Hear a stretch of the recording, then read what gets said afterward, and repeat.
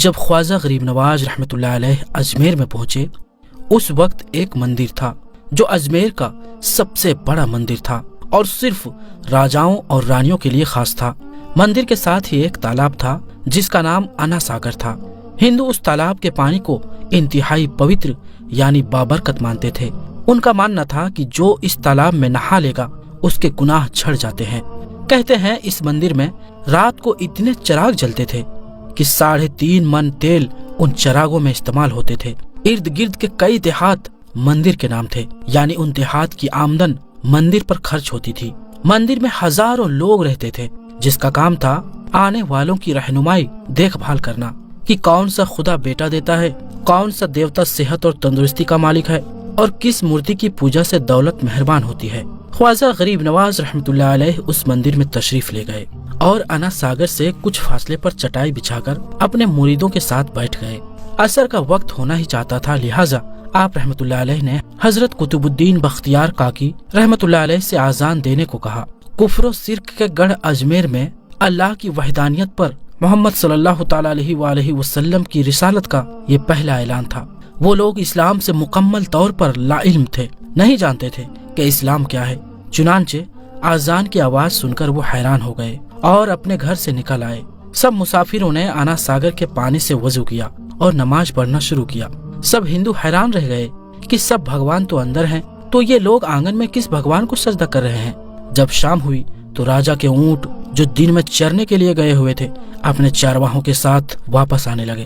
اتفاق سے جہاں حضرت خواجہ غریب نواز رحمۃ اللہ علیہ اپنے ساتھیوں کے ساتھ بیٹھے تھے وہ جگہ راجا کے اونٹوں کے بیٹھنے کی تھی۔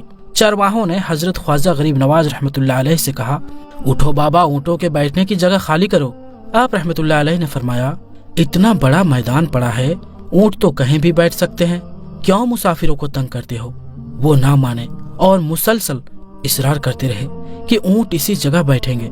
آخر انہوں نے بہت بدتمیزی سے کہا، یہ راجا کے اونٹوں کی بیٹھنے کی جگہ ہے اور ادھر راجا کے اونٹ ہی بیٹھیں گے، تم لوگ کہیں اور ڈیرا لگاؤ۔ آخر آپ رحمۃ اللہ علیہ نے اٹھتے ہوئے حضرت قطب الدین سے فرمایا، اٹھو قطب الدین، یہ کہہ رہے ہیں کہ اونٹوں کی بیٹھنے کی جگہ ہے تو چلو اونٹ ہی بیٹھے رہیں۔ یہ کہہ کر آپ رحمۃ اللہ علیہ اپنے ساتھیوں سمیت وہاں سے اٹھ گئے۔ اگلی صبح جب اونٹوں کی چرائی کے لیے لے جانے کا وقت آیا اور چرواہوں نے اونٹوں کو اٹھانا چاہا تو انہیں پتا چلا کہ اونٹ تو اٹھنے کے قابل ہی نہیں ہیں۔ انہوں نے اونٹوں کو مار مار کر زبردستی انہیں اٹھانا چاہا، لیکن وہ بیٹھے ہی رہے۔ چرواہے پریشان تھے کہ جو اونٹ ان کے ایک اشارے پر اٹھ کر کھڑے ہو جاتے تھے آج کیا ہوا ہے، کیوں نہیں اٹھ رہے ہیں؟ آخر انہیں یاد آیا کہ کل اس مسافر فقیر نے کہا تھا کہ چلو اونٹ ہی بیٹھے رہیں۔ لوگ اکٹھا ہونا شروع ہو گئے۔ کوئی کہہ رہا تھا کہ فقیر کوئی قابل جادوگر ہے اور کسی نے خیال ظاہر کیا کہ وہ کوئی بھگوان کا اوتار ہے۔ دھیرے دھیرے بات راجا تک پہنچ گئی کہ ایک مسافر فقیر نے راجا کے اونٹوں پر جادو کر دیا ہے۔ راجا نے خواجہ غریب نواز کو پیغام بھیجا، تم کیسے فقیر ہو جو بے زبان کو باندھ کر رکھتے ہو؟ یہ بیچارے بھوک پیاس سے مر جائیں گے، اسی لیے مہربانی کر کے اپنا جادو واپس لے لو۔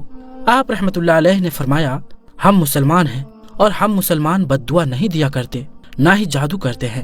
جاؤ کہو کہ جس کے حکم سے بیٹھے تھے اسی کے حکم سے کھڑے ہو جاؤ۔ اب جو جا کر اٹھایا تو اونٹ فوراً اٹھ گئے۔ ہندوؤں کی دلچسپی ان مسافروں میں بڑھنے لگی۔ 5 وقت اذان ہوتی اور نماز ادا کی جاتی۔ آخر راجا تک یہ بات